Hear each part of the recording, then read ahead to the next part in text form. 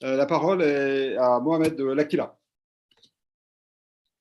Merci, Président, Monsieur le rapporteur général, mes chers collègues.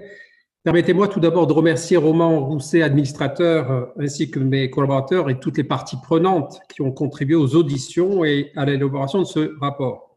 Alors, mon intervention en deux parties. En ce qui concerne l'exécution budgétaire de 2019 et des trois programmes de la mission Cohésion des territoires dont j'ai la charge, l'exécution est plutôt satisfaisante dans son ensemble, mais certains points méritent d'être soulignés. Premièrement, le programme 112, Impulsion et coordination de la politique d'aménagement du territoire, qui représente 229 millions d'euros en 2019, a fait l'objet d'une fin d'exercice contrainte aux dépens de la prime d'aménagement du territoire, la PAT, ce dispositif qui vise à inciter les investissements créateurs d'emplois et de valeur ajoutée dans les territoires prioritaires devrait disparaître prochainement et je le regrette. Aujourd'hui, la relocalisation productive est une priorité. J'attends donc une montée en puissance rapide du programme Territoire d'industrie, notamment à travers des sites clés en main. Deuxièmement, j'évoquerai le plan de lutte contre la chlordécone inscrit au programme 162, Intervention territoriale de l'État. L'engagement de l'État et du ministre Julien Denormandie a été respecté pour 2019 avec 2,3 millions d'euros. C'est une bonne nouvelle. La commission d'enquête sur la chlordécone qui a rendu ses travaux en novembre dernier a montré que trop souvent, les crédits des plans dédiés avaient été sous-utilisés par le passé. Sur le même programme, une attention particulière doit être portée à la soutenabilité financière du plan exceptionnel d'investissement en Corse. Troisièmement, le programme 147, politique de la ville. La loi de finances initiale avait prévu 80 millions d'euros supplémentaires au titre de la mobilisation nationale pour les habitants des quartiers.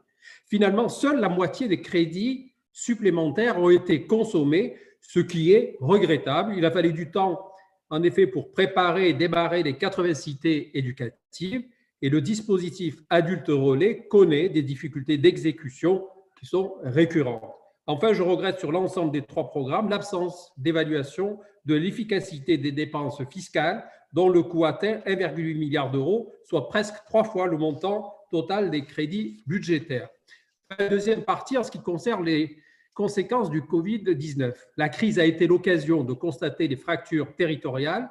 Elle a constitué une épreuve pour les habitants des quartiers prioritaires de la ville où les conditions économiques et de logement sont plus dégradées qu'ailleurs. Je tiens à saluer l'action, cependant, du ministre Julien Denormandie, ministre chargé de la ville et du logement, pour son implication totale pendant toute la durée du confinement en faveur des QPV et qui continue d'ailleurs, à l'heure où on se parle, à imaginer de nouvelles initiatives pour nos quartiers.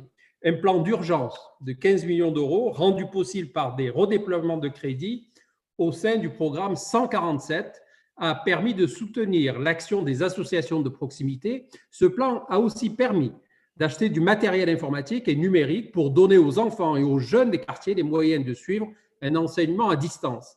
La fermeture des écoles a renforcé les inégalités scolaires. Je pense qu'il faut être extrêmement vigilant aux conséquences de ces 2 mois de confinement.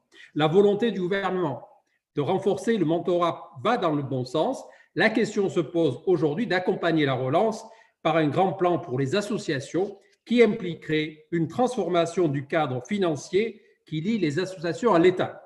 Pour l'aménagement du territoire, la suspension des chantiers, le report des élections municipales à juin et plus généralement l'interruption de nombreuses activités économiques ont conduit à interrompre la plupart des projets. Budgétairement, cela n'occasionnera probablement pas de conséquences majeures. Les autorités déconcentrées qui disposent d'enveloppes de crédits fongibles ont opéré des redéploiements au bénéfice des porteurs de projets et des territoires les plus fragiles, ce qui était nécessaire. Aujourd'hui, l'État a un rôle important à jouer dans la reprise économique, notamment dans l'accompagnement des collectivités territoriales, alors qu'on sait qu'elles portent 2/3 de l'investissement public. Il faut prioriser les programmes les plus opérationnels comme Action Cœur de Ville et accélérer la préparation de ceux encore en voie d'élaboration, comme le programme Petite Ville de demain, projet lancé par le Premier ministre le 19 septembre dernier à Uzès, sur proposition de Jacqueline Gourault, ministre de la Cohésion des Territoires. Et pour terminer, Je dirais que les projets ne manquent pas. La crise doit être l'occasion de les adapter davantage au monde de demain, mais d'aujourd'hui aussi. Couverture numérique, transition écologique notamment. L'Agence nationale de la cohésion des territoires, qui est en fonction depuis le 1er janvier 2020, aura un rôle important à jouer pour son ingénierie auprès des collectivités territoriales. Merci beaucoup.